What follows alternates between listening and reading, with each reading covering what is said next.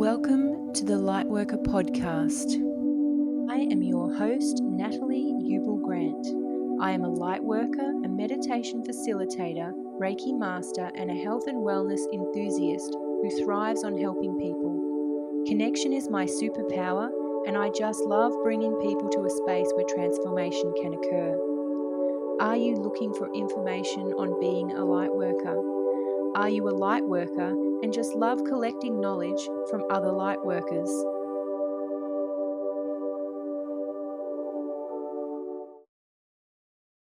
Advice, God, the you that's here now that has got this wisdom that she didn't have. What would be the most important thing that she would need to know?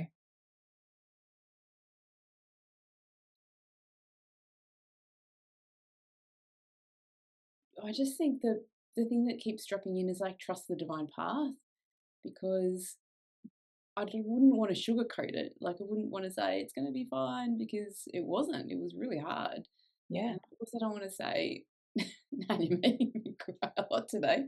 I'm about to get it's that time of the month, so it's all coming up today. I wouldn't want to sugarcoat it, and I wouldn't want to make it worse than it is, but it was pretty freaking bad at times. Like I wouldn't want to. I also wouldn't change it. I think I'm definitely at the point now where I can look back and appreciate what I went through, but far out, it was hard. Like it was really tough. I think I never thought I had I thought I had terrible pain tolerance. I was so sensitive to every little thing and worrying about every little thing. And then, of course, I got everything. It was just like, okay, now I have to deal with this pain and that pain and that pain. And yeah, I think dealing with physical pain is like one of the hardest things. And I think that dealing with grief and loss, that's also a really big part of it.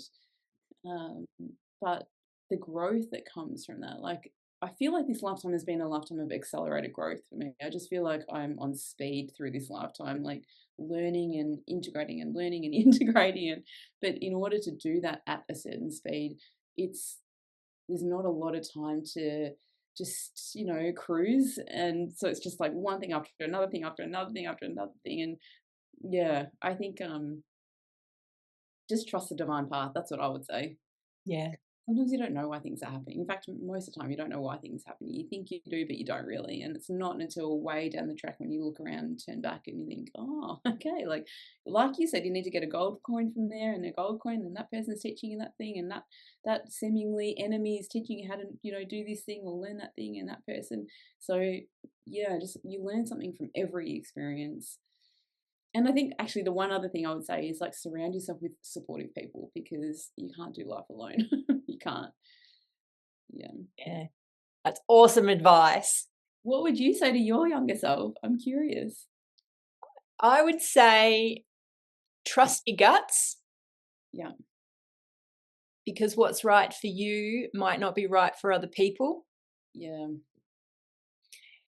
Listen to your body when you know that something isn't right. Oh yeah, I'll take that one too. I'll tell my younger self that as well. Because your body has got the eons of ancestral stuff, and not all of it's bad. Yes, exactly. Right? Not all of that stuff that we've inherited is actually bad. It's there to show you we've got to do something different this time, because we've done this before and it didn't end well. Yeah. That's why you've got the gut response, because your brain hasn't figured out yet that the experience you're in actually isn't for you. Yeah. So I suppose run when you need to run. Don't let someone talk you into it. Yeah. And listen to someone else when you know in your whole body this isn't for you. Yeah. To trust that and trust the body, because the body actually knows how to live in this reality where sometimes the soul doesn't yet. Yes. And that might be different for people that have had pain. So that's where it's so important to hear different perspectives from different people as well, So yeah, be willing to hear other people's perspective, but come back and trust your own answer when it comes in. Yeah. And enjoy the ride. Yeah. Because again, I would be like you, I wouldn't change my ride. No. Because every challenge that I faced taught me something that no one else could really teach me by telling me. Yeah. It's like your parents telling you, you just like, like whatever, mom, whatever. White dad. noise. Yeah. You just don't listen.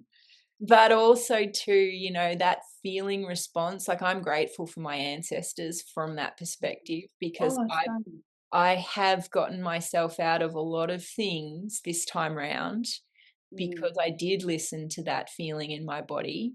And it turned out to be the right thing, because I watched a lot of people not have that got themselves into some really tricky situations. Yeah. And then I've supported a lot of people now as a healer who didn't listen to their bodies and got themselves into a lot of tricky situations that if they had have listened, they could have avoided. I think it's really, I agree. I think that's the lesson for me as well in this lifetime. It's really hard to listen to your body sometimes, especially when you've been conditioned to always do the right thing, or always listen to your parents, or, you've got to hustle and grind and achieve and strive to feel worthy, or whatever the belief is, or whatever the conditioning is. And everyone's got different conditioning and different beliefs. And then you layer on our current society and the way that it's set up in this structure as well. And I think, it's very easy to not to feel disconnected from the body and to push down the emotions, or to think you're going crazy, or to, need to follow. And part of it is also survival, I'll follow the herd in order to stay safe, or, avoid being rejected and abandoned, because we're mammals, or we're animals, and we don't, it's dangerous to be on your own. And I think that comes from multiple lifetimes ago as well. So yeah, we ultimately want to live in a peaceful way and have a fun life while we're here. Yeah. At least that's what I want. And most people I speak to want that too.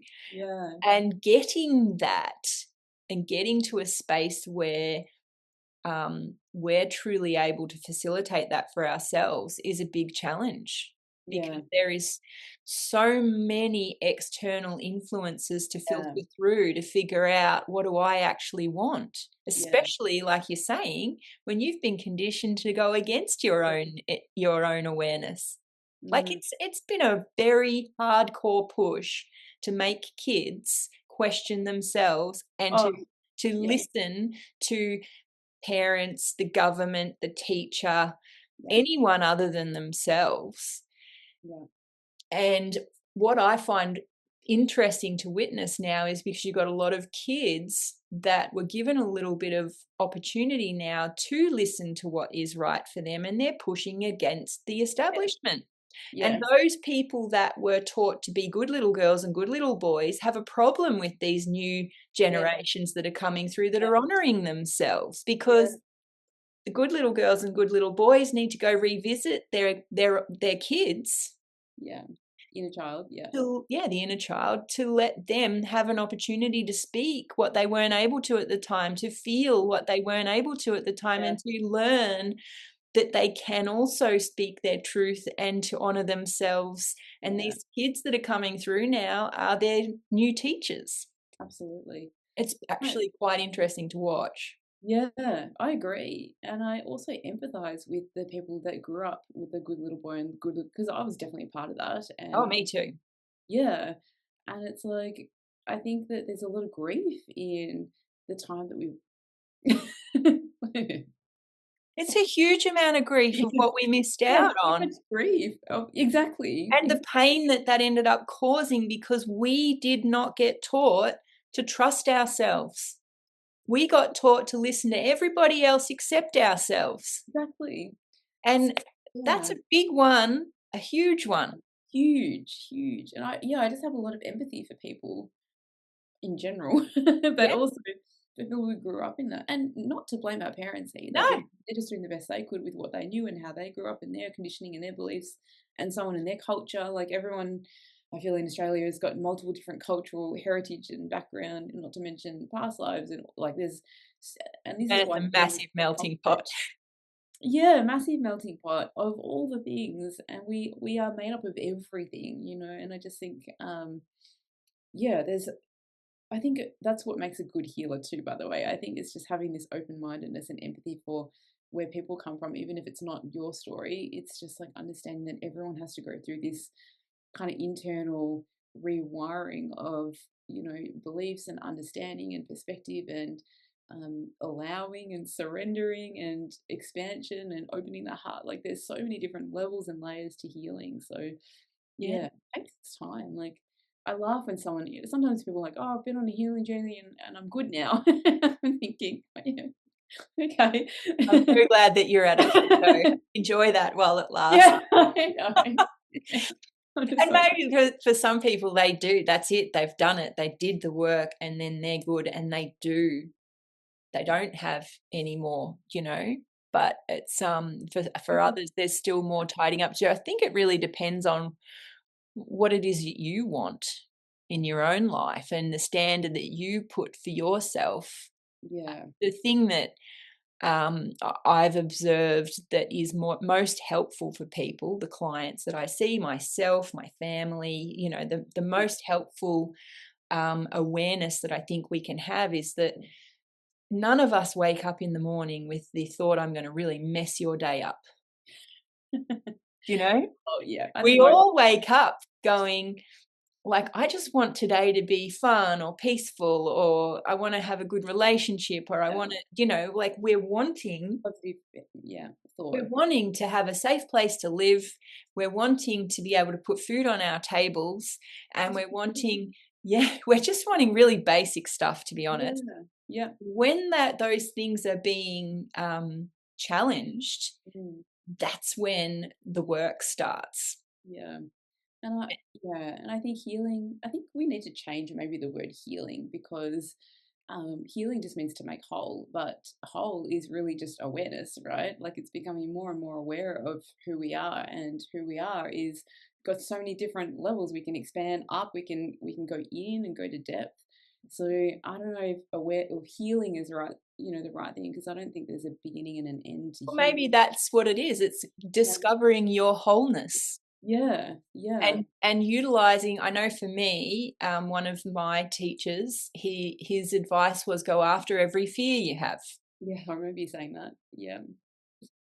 Because it's the fear that keeps you separate. Yeah. And so if we change the word healing to wholeness, and we use fear as the guide to show us where we're not whole, and we go look at it, sit with it, feel it, let it teach us what we are missing that's going to bring that wholeness to us, then like what is the potential of a human when they can do that? Exactly. We don't actually know. I don't think any human on the planet truly knows just yet what they're capable of, because we're still so fractured from how much fear we've let stand in our way. Yeah. And I also think like multiple truths can be held at the same time, right? I agree.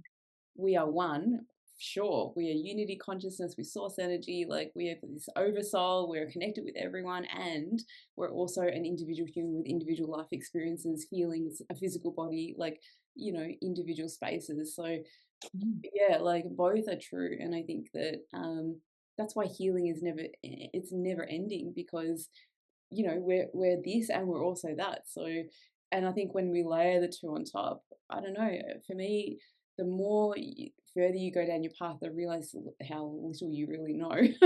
And like you get more and more humble, I think, it's like, oh damn, like there's so many more layers and levels. And every time you hit a new level, it's like, oh, like for me anyway, I'm like, oh, like again, like another thing. But it humbles you. It's like, oh yeah, like I didn't know that, or I wasn't aware of that, or whatever. And there's no shame or judgment in that either, because we are human, that humanness where we have a limited, conscious mind. And that's just part of who we are. Like it's just what we've signed up for in this lifetime. So yeah. But then we have moments in meditation where for me anyway, like I feel like my body disappears and I'm just pure frequency. And it's amazing. Isn't that the best feeling? Right. You know, just like there is no separation. It's just this peace and quiet and light, like so much light, which Yeah. is beautiful. And it's like, wow, I can experience that. And then next minute I'm boom back in my body again. I'm like, oh, my back hurts and oh, my shoulders hurt. It's like, oh, great, okay, back to the physical realm. But even that's a really good example, right? So meditation, have you found, so what I heard you just say was that when you meditate, you're able to achieve that complete oneness where pain doesn't exist anymore, where you are completely whole. And then when you come back to physical, then you're back into feeling and back into that experience. So am I right in saying that if you can hit that state in meditation, that you move beyond any pain that was in the body? Yes, and yes, and is that the purpose? Like, I wrote a blog recently that was like, spiritual awakening is not the goal. Like, awakening is not the goal. It's not. Like, people think, oh my god, the end goal is enlightenment and awakening, and to reach spirit, the pinnacle of spirituality is to be an awakened soul. And it's like, I think they're missing the point of our lifetime. The point is not to become just pure frequency. The point is, yeah, it's beautiful to have those experiences, but we're not living in that state perpetually. Like, we need to bring that experience and pull it down. And how do we live in this physical realm and know that we're a spiritual being at the same time, which is that embodiment piece, right? Like, the purpose of this particular lifetime is not to be a random, just a ball of frequency, or, I mean, we are that too, but not to live in that awareness state all the time. I think we can have the awareness, but we also need to relate to people and have conversations and hold our physical body and experience pleasure, and then therefore also pain. Like, everything exists, and I think that's the purpose of the awakening. It's actually to hit that point and then to bring it back down again. And then I believe personally that true mastery, becoming a Reiki master, is not mastering any particular thing and not getting to the end of the video game, but it's allowing yourself to then traverse every level when you want to. Let's go back and do level 2. Let's go up and do the 7th dimension. Let's go to be in the 3rd dimension at our choice. Like, having mastery is being able to consciously choose how to shift frequencies and how to shift dimensions and how to be in that space when we want to, not just spontaneously, oh wow, that was an amazing meditation, like, how cool. I think it's nice to have those experiences, and it can be amazing to like open our mind to see what's possible. But then the more that you do that, you also realize there's so much more out there that's like beyond our physical and mental comprehension. Yeah, and it makes you more curious. Yeah, is what it did for me. Yeah, The curiosity is what helps me continue to be driven along that kind of path of wanting to understand why that pain is there, and understand why that relationship had to break down, and understand why this conversation is like an uplifting one versus one that is bringing me down. And that mastery piece is being present, being present in your body to observe that is actually what's happening. Yes, exactly. From both, because the old Nat wasn't aware of that. Like, I'd just be in the fight with someone. Oh, yeah. I mean, I wasn't able to observe myself choosing to have a fight with that person. Yeah. But that mastery piece for me is that I can sit there now and I can observe that, yes, I can hit those peaceful states when I meditate. And yes, I can choose to just be in this physical body and feel the depths of grief and despair and sadness and helplessness. But I can, as fleeting as that experience in meditation is, these other feelings can be that way too, if I can find the part of me that's observing all of that. Yeah. And that took me ages to be able to do. It's a work in progress for me. It's still a work in progress. I cannot say I'm a mastery at that yet. No, But, I don't think that any of us are, but no. mastery is, for me, it's a bit like getting my black belt. Whoop-de-doo, Yeah, you've done all the colored belts, right? yeah, So now I have a black one that's supposed to be all the colors, right? yeah, The problem is that people think that's the end of the road. yeah. You're a master, whoop-de-doo, you've got your black belt. Yeah, No, that's yeah. when the journey actually begins. Exactly. So to me, that's like, and what I'm hearing you say is that as you became a Reiki master, that's when the journey really starts to kick in, because you're actually able to see that I can have all these experiences. Yeah. But who is it that's witnessing all of that? Exactly. Yeah, you took the words out of my mouth there. It's like we can be in the experience and we can be the witness at the same time. We can have multiple different awarenesses at the same time, and mastery is holding both. It's not being one or being the other. No.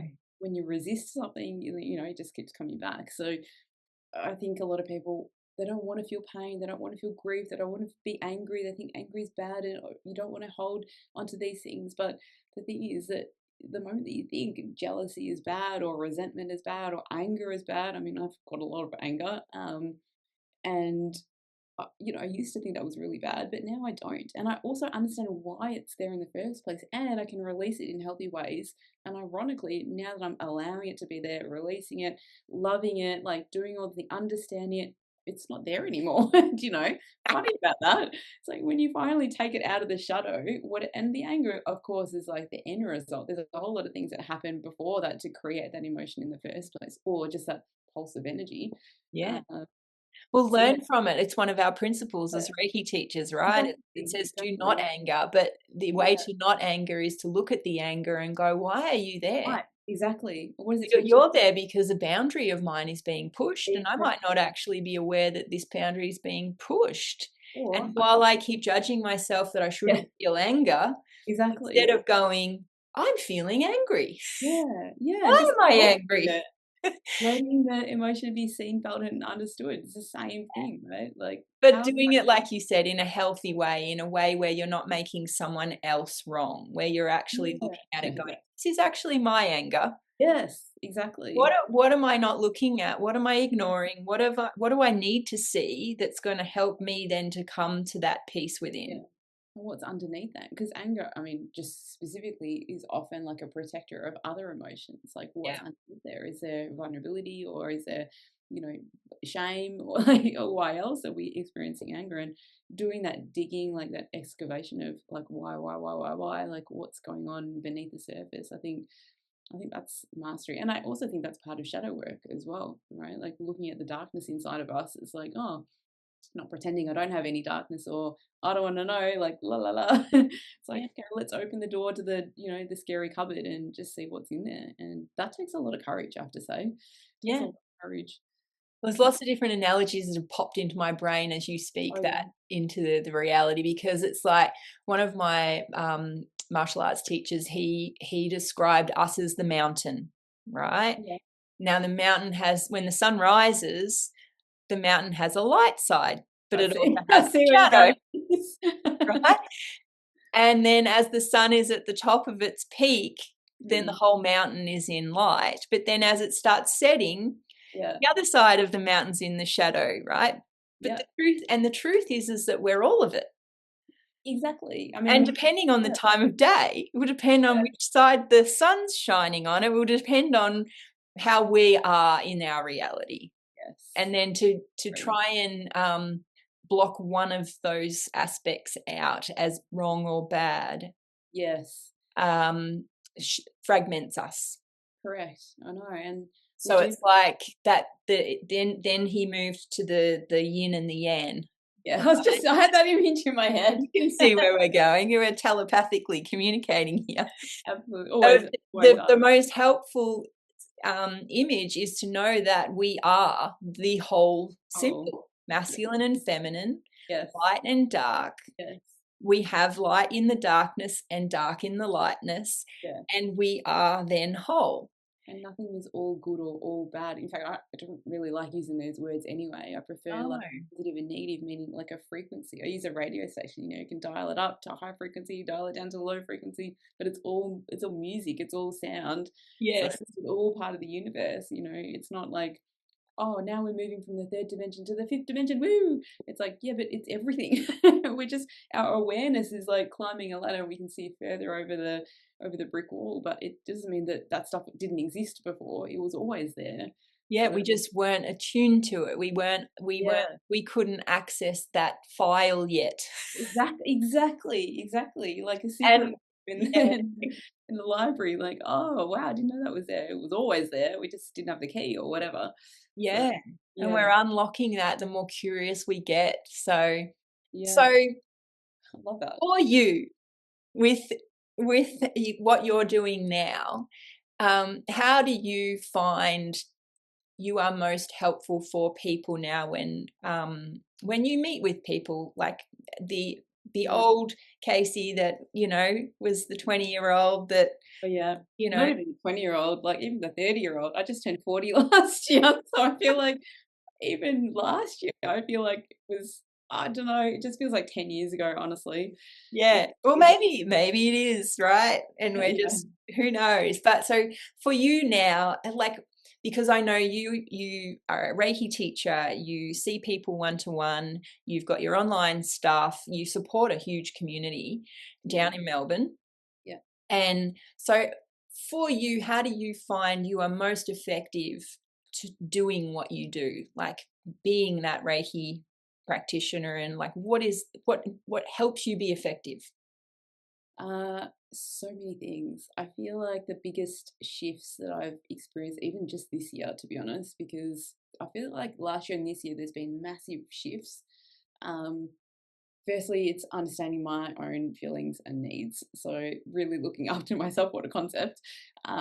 Shock horror. Yeah, I know. Which I thought that I was doing. To be fair, I was like, oh, I'm doing I've got my Reiki, because I have Reiki for myself once a week as well. So I have my Reiki healer send me distant Reiki, and I'm doing that, and I've got my bioresonance, and I've got this, and I'm going to the gym, and I'm taking care of my physical body and eating supplements and whatever.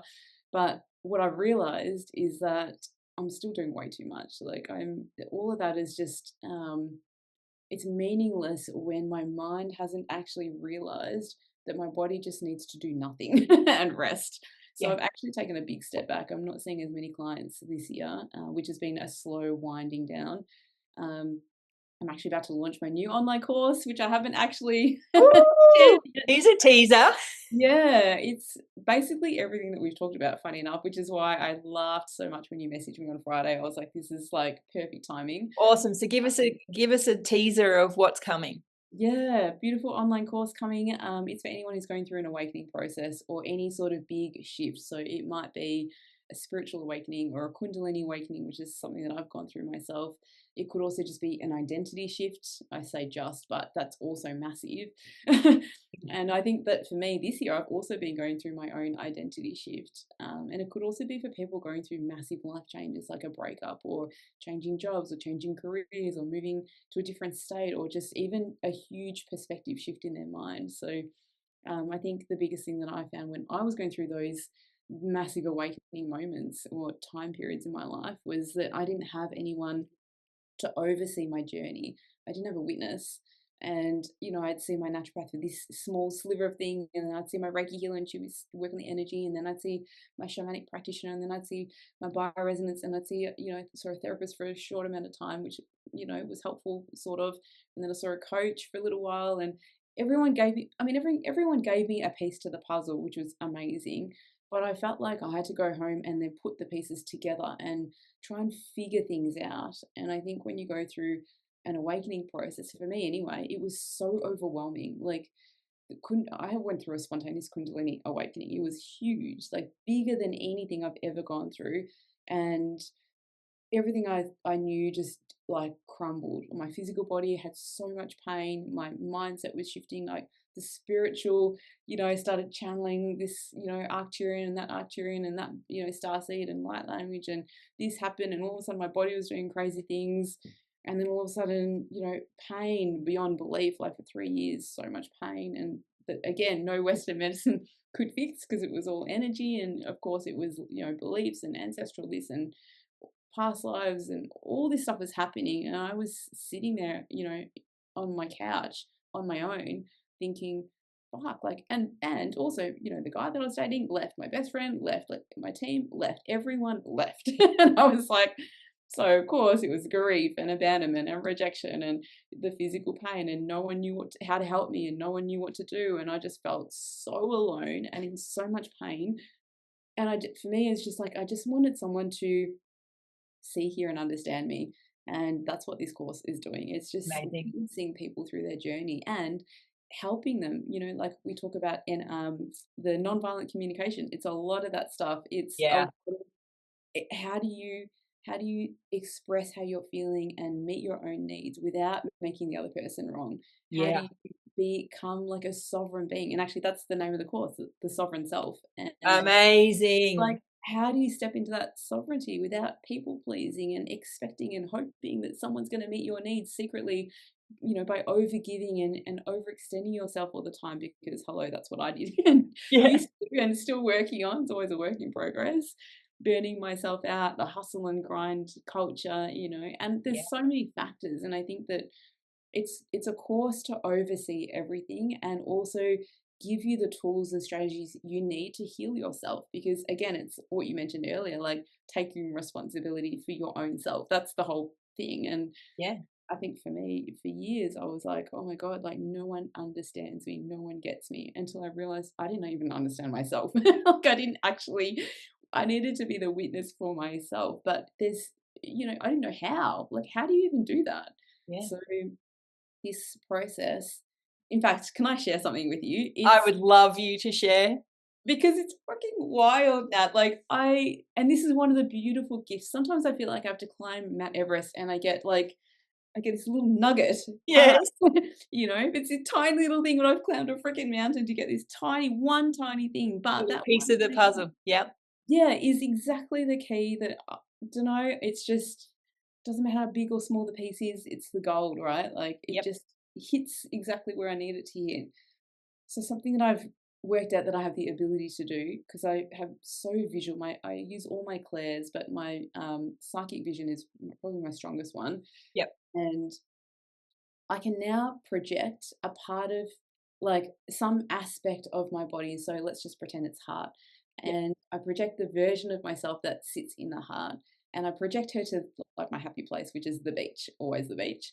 Yep. And so I sit there as the witness, right? Like the higher self. I sit in that space and I see Heart Casey, and she looks like me, exactly the same shape, size, whatever. And I watch and see what she does. Like, is she angry? Is she crying? Is she sitting in the fetal position? Is she stomping around? Like, Amazing. what's she doing? Who else is there? Maybe there's someone else there. Maybe she's hiding. Maybe she shrinks into little Casey. Maybe she's got an entity on her back, or maybe she's carrying something and I have to open the bag and see what's inside. So there's like all these different things that can happen, but I'm not controlling it. I'm not controlling the narrative, or I'm No. not trying to do anything. I'm just observing. And then once I've got what's there, then I go in and I give her what she needs. I meet her needs. And Of she, course. yeah, right.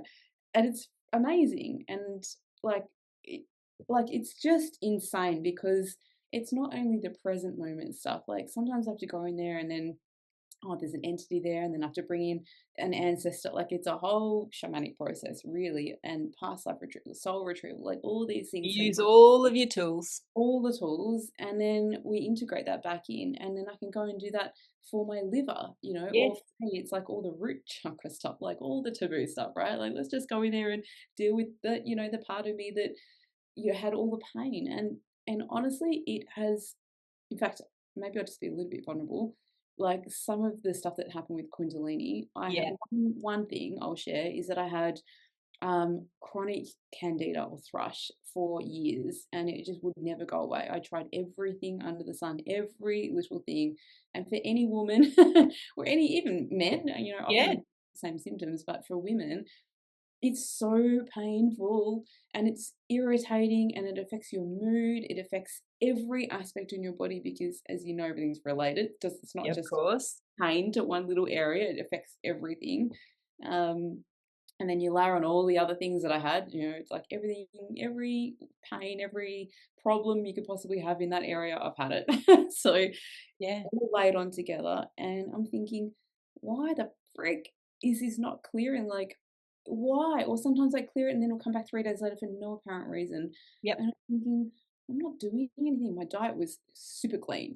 Everything. I didn't have sugar. I didn't drink alcohol for, I haven't had alcohol really for like 5 years, maybe a couple of glasses this year only. But for the last however long, I've been doing everything right. The good girl, doing everything right. Yeah. I'm like, why is this not working? And then I had this amazing process where 3 weeks over December, January, just recently, Yep. all this anxiety was coming to the surface, like panic attacks. I was on holidays, thank God. But I was thinking, I'm on holiday, so I'm spending my time on the beach. I don't even know why I'm anxious. And then I sat with it, as you do, meditate, self-Reiki. And I had projected the third eye version of myself to the beach, and she shrunk into little Casey. And I was like, that's interesting. This huge black sack on her back. And I was thinking, that's a fucking ancestral entity. Sorry, swearing. But, Yeah. oh my God. Right? Like ancestral entity. And I thought, right, I'm going to clear it, throw it, open the door, see you later, boom, integrate her, send her love, all the things. Yep. And then all of a sudden, she started shaking, and I was like, okay, don't know what's happening here. And then it was like something happened, an explosion, and I went boom, like out into astral land. Yep. The stars, and I could see my body like like a map, like topography. Yep. with all the lines everywhere. And I was thinking, okay. And then I saw a box at her root chakra. And Interesting. I was like, the program or whatever. I pulled this thing out, and then cords upon cords upon cords just pulled, and it was like I could feel them in my physical, but I was in my psychic vision. Yep. In these cords. And at first they were really thick, like thick tree roots, pulling. And then they got thinner and thinner. And then they become like spider webs, like super thin, but all through my brain, like everywhere. I was like, wow, like pulling all this stuff out, cleared it, whatever. And then I kind of like settled back into my body. Within a week, it had gone forever. Like, I mean, not forever, because I've had a couple of little things, tiny little things here and there, but it's gone. Yeah. And I'm like, one process that took me an hour, 3 years of like, and trying this tablet and that thing and that, and nothing worked. And so you got curious. It was wild. Like, and this is the thing with Kundalini, and I know you have to go in a minute, but awakenings, energy awakenings, Kundalini in particular, it pushes all your fears, your traumas, all the ancestral stuff, everything that you haven't integrated yet, pushes it to the surface. For me, it manifested in pain. Other people could manifest in other ways. But it brings our awareness to it. And then our job is to unpack it, get curious, like you said. And then what you learn from unpacking it by doing those kinds of meditations and self-healing practices, and the journey that it takes you on to learn from the different teachers that are going to give you the little pieces of the puzzle you need.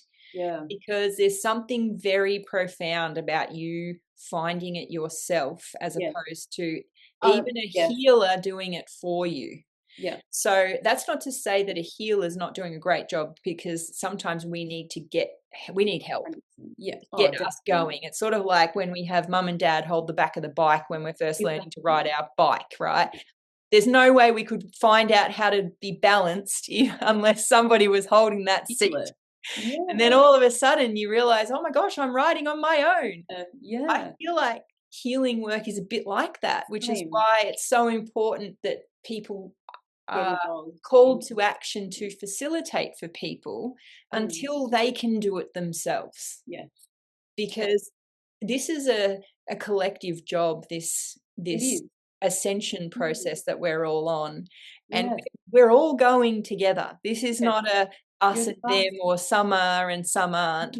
This is a collective push, and I really believe that's why people like us and people that listen to podcasts like this are fueled by that self-discovery and to find the process that works for us. That's why it's so important. Exactly. So important that people like you are creating these online opportunities for people and in-person stuff, so that we can find that voice that we need to hear that's going to bring us that information. 100%.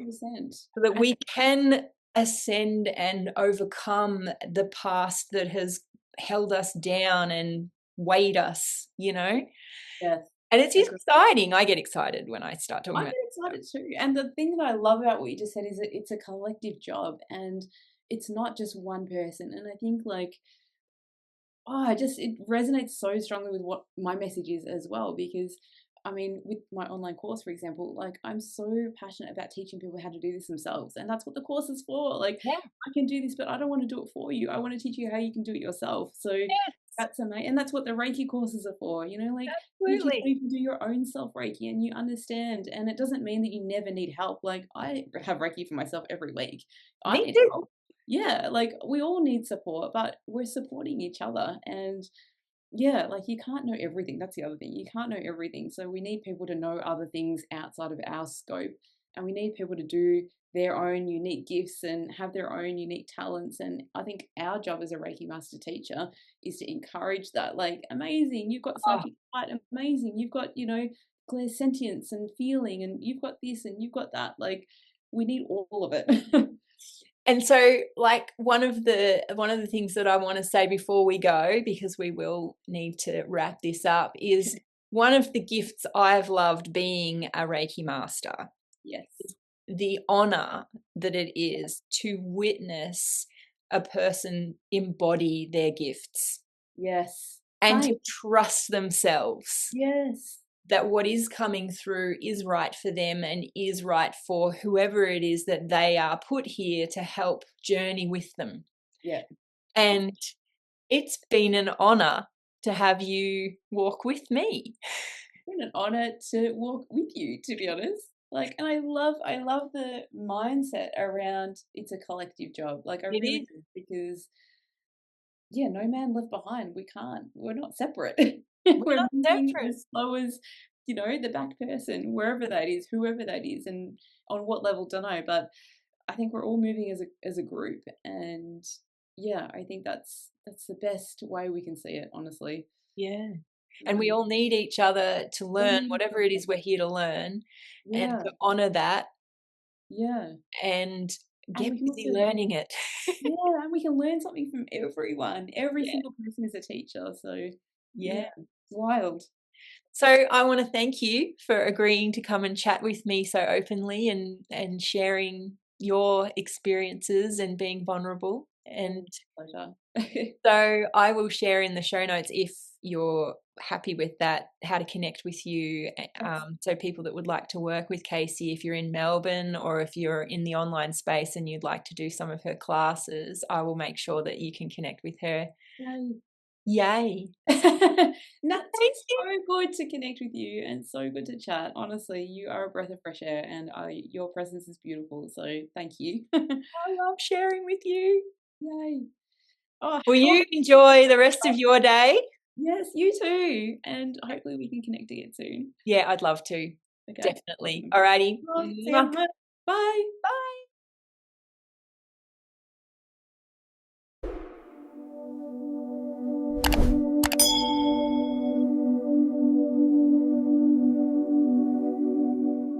If you enjoy this podcast, remember to like and subscribe and share it with someone that you think would benefit from this. Follow us on Spotify and all the podcasting apps that you may listen to your favourite podcasts through. The more we share these podcasts, the further the messages of the stories of awakening are spread. It's happening all over the world now. People are awakening, and it's an exciting time to be alive. These podcasts are not intended to diagnose, treat, cure, or prevent disease. Nothing on this website is intended to diagnose, treat, or cure any physical or medical conditions. If you have any physical or medical conditions, you should seek the advice of your medical professional immediately.